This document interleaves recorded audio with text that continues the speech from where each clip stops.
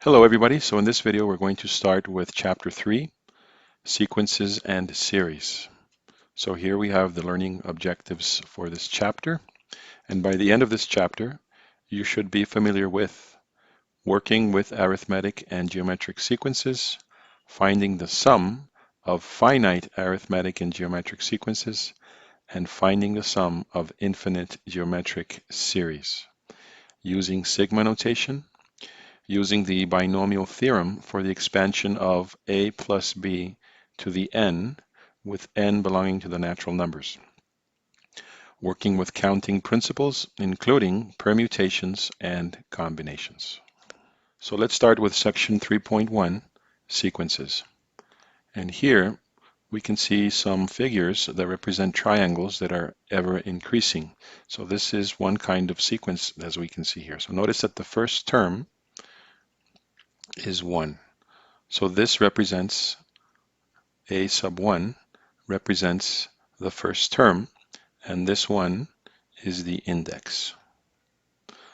Notice that the second term is going to be 3, then the third term will be 6, then the fourth term is 10, the fifth term is 15, and the sixth term is 21. So notice that if a sub n is the nth term of a sequence, then a sub n minus 1 is the term before it, and a sub n plus 1 would obviously be the term after. So this sequence that we see here is one called a recursive sequence. It's a type of recursive sequence. Now notice that what we can do here to find the nth term, we could define the nth term as equal to the previous term plus whatever n is. So notice that, for example, the third term is equal to the second term plus the index, which in this case would be 3. So the third term is equal to the previous term, which is 3, plus the index that we have for the third term, which happens to be 3 as well, and this is 6, as we saw here. Okay, so next we have example 3.1, and it says find the first 5 terms and the 50th term of the sequence b sub n, such that b sub n is equal to 2 minus 1 over n squared. Notice that we are given an explicit expression for the nth term, as we can see here, as a function of its term number, n. So n is the term number, and all we have to do is just find the value of the function for the required term. So notice that for the first term, we would have 2 minus 1 over 1 squared, and this is simply going to equal 1. For the second term, we would have 2 minus 1 over 2 squared, and this is going to give us 1 3/4. For the third term, we're going to get 2 minus 1 over 3 squared, and this is going to give us 1 8/9. The fourth term is going to be 2 minus 1 over 4 squared, and this is going to be 1 15/16. So notice that we get a pattern, right? The fifth term, so the fifth term is going to equal 2 minus 1 over 5 squared, and this is going to be 1 24/25. So you can guess what the 50th term would be, right? The 50th term would be 2 minus 1 over 50 squared, and this is going to be 1 2,499 over 2,500. Very well, so next we're going to do example 3.2, and it says find the first 5 terms and the 20th term of the sequence b sub n such that the first term is equal to 5 and the nth term is equal to 2 times the previous term plus 3. Okay, so this type of sequence that we have here is what's called recursive. It's recursive because we require of the previous term to find the next term. So the first term is already given to us. They tell us that it is 5. So that means that the second term is going to equal 2 times the previous term, which would be 5, plus 3. So this is going to give us 16. The third term would then be 2 times 16, the previous term, plus 3, and this is going to give us 38.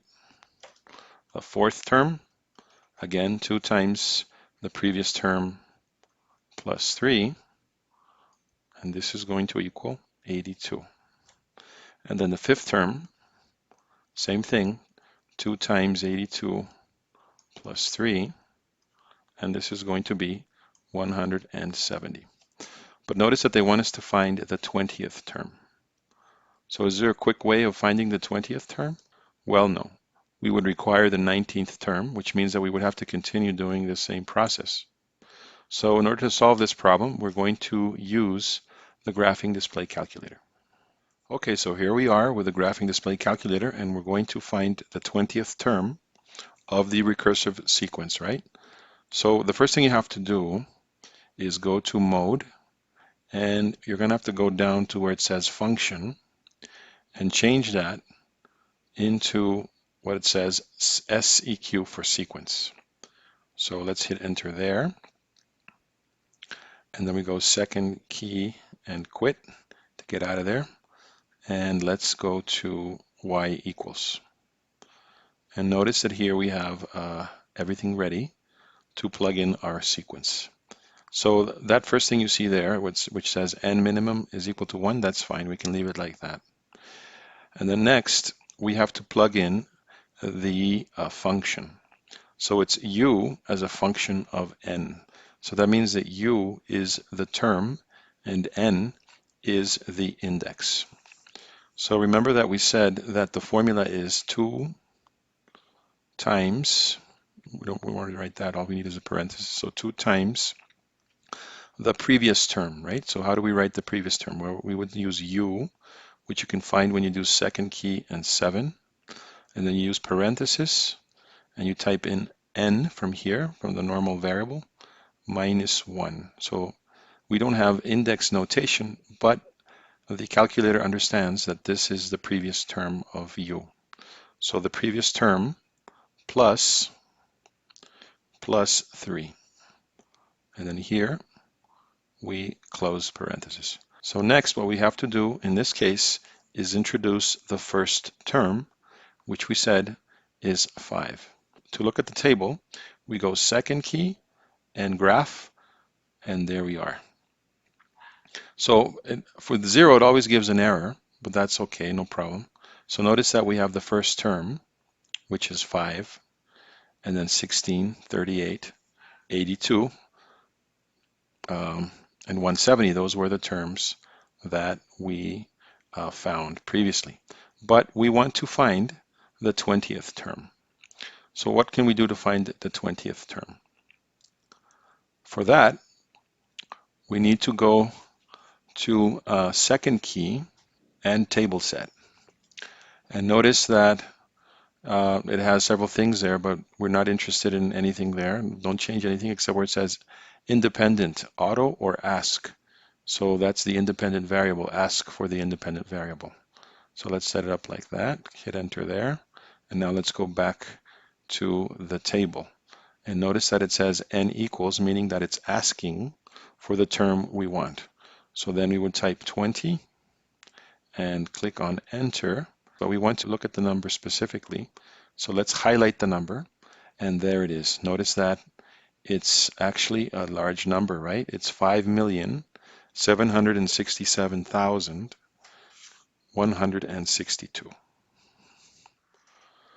Okay, so here we are in example 3.3, and it says a Fibonacci sequence is defined recursively as the nth term is 1 for the first term, 1 for the second term, and then the previous two terms added for any term greater than 2.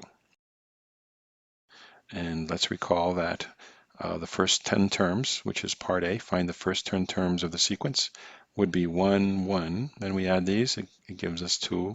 Then we go 2 plus 1, that would be 3. 3 plus 2, 5. 5 plus 3, 8. 8 plus 5, 13. 13 plus 8, 21. 21 plus 13, 34. And 34 plus 21, 55. So these would be the first 10 terms of the Fibonacci sequence. I'm going to explain how to use the graphing display calculator to generate the Fibonacci sequence. Okay, so here we are with the GDC, and we're going to generate the Fibonacci sequence. So recall that we go to y equals once we set up the calculator to do sequences, and here we have to plug in the formula, right? So remember that the Fibonacci sequence is the sum of the previous two terms. So in terms of u, we would have to say second key and 7 for the u. So it would be u sub n minus 1, which would be the previous term. So n minus 1 would be the term before n, and then this plus u, so second and 7, and now the index is going to be n minus 2. So that's how we would get each term in the sequence. But it's very important to put in the first two terms, which are 1 and 1. And once we have this, all we have to do is hit on the second key and then table, which is above graph, and there it is. Notice that we get an error for 0. That's normal. But notice that the first term is 1. 1 is the second term. 2, 3, 5, 8, 13, 21, 34, and 55. So we've generated the first 10 terms of the sequence. The advantage of the calculator is that we could find out what is, for example, the 1/1,000,000th term. We're not going to do that exercise here, but if you want to experiment, you can check it out for yourselves. So for part B, they want us to find the sum of the first 10 terms of the sequence. So that would be the same as adding all these numbers, and that is symbolized as the sum of the first 10 terms of the sequence. We will get to that in a minute. But I want to do the sum of all the terms, and notice that it's going to be an interesting thing here. So look, the sum of the first term is just going to be 1, so that's this. The sum of the first two terms is going to be this number plus the next number, so that's going to be 2. Okay, so the sum of the first three terms is going to be this plus the next term, so 4. The sum of the first four terms is this number plus this number, so 7. The sum of the first 5 terms is going to be 7 plus this number, so that's going to be 12. The sum of the first 6 terms is going to be 12 plus 8, therefore 20. Then the sum of the first 7 terms is going to be 20 plus the next term, 13, so 33. The sum of the first 8 numbers is going to be 33 plus the next term, which is 21, so we're going to get 54. The sum of the first 9 terms is going to be now 54 plus 34, and we're going to get 88. And then finally, the sum of the first 10 terms will be 88 plus 55, and that's 143. Okay, so now I'm going to show you how to create a Fibonacci sequence using an Excel spreadsheet. So we would type in, notice that I have 2 columns. I'm going to use columns A and B, and this represents each term. So the first term is 1, the second term is 1, and then every subsequent term is the sum of the previous two terms. So notice that I can say that this here is equal, and we use parenthesis, to A2 plus A3. And then we hit on enter, and there we get to. Now what we have to do is just copy this, and then we can paste it down this column, and notice that we generate the Fibonacci sequence: 1, 1, 2, 3, 5, 8, 13, 21, 34, 55, 89, and so forth. Okay, now we want to generate the sum, the nth sum. So remember that the first sum was 1, and the second sum was this plus this, so 2. Okay, so now let's generate the sum automatically. So notice that it's going to be the sum of the previous two terms, which is B3, plus the next term, which is A4. So we can just write here, let's make this equal to, we put parenthesis, and we said B3 plus A4. Just hit on enter, and there we go. We get 4, which was correct, right? Now let's copy this, and let's paste it down here, and there we go. So notice that we generate the sum of the terms. So this would be the sum of the nth term. So notice that we get 143, which is something we had found before. And then if we had to do the subsequent sums, here they are as well. So for part C, it says, by observing that the first term equals the third term minus the second term term equals the fourth term minus the third term, and so on, derive a formula for the sum of the first n Fibonacci numbers. Okay, so first let's verify this. So notice that the sequence again is 1, 1, and then 2, and then 3, and then 5, and then 8, and so forth, right? 13, so forth. So let's identify. This is the first term, this is the second term, this is the third term, this is the fourth term, this is the fifth term, and this is the sixth term. So remember that we can say then, and normally, right, we know that the third term is equal to the sum of the second term plus the first term. So that implies that the first term is equal to the third term minus the second term, obviously, and so forth, right? So how can we derive a formula?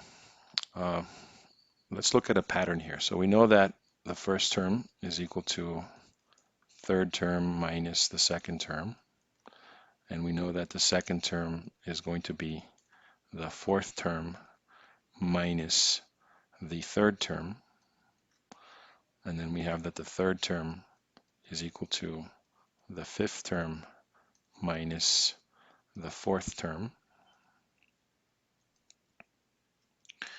and then we have that the fourth term is equal to the sixth term minus the fifth term. And then if we continue with the same pattern, what are we going to get? Well, notice that this means that the nth term is equal to two terms after the nth term minus the term following the nth term would give us the nth term. Okay, but they want us to derive, it says, a formula for the sum. So we can derive that by adding all this, right? So this column here, we can call the sum, the nth sum, would then equal f of n plus 2, right, as the index, two terms after the term we're checking. This would be the term. So notice that then if we add all these, this will cancel out with this, this will cancel out with this will cancel out with this, and this will cancel out with the next one, and so forth. we're only going to be left with the last one, which we have here. And then what's going to happen is that this is going to cancel out as well. So what are we left with? Well, we're only left with this. So this would be the formula that would give us the sum for the first n Fibonacci numbers.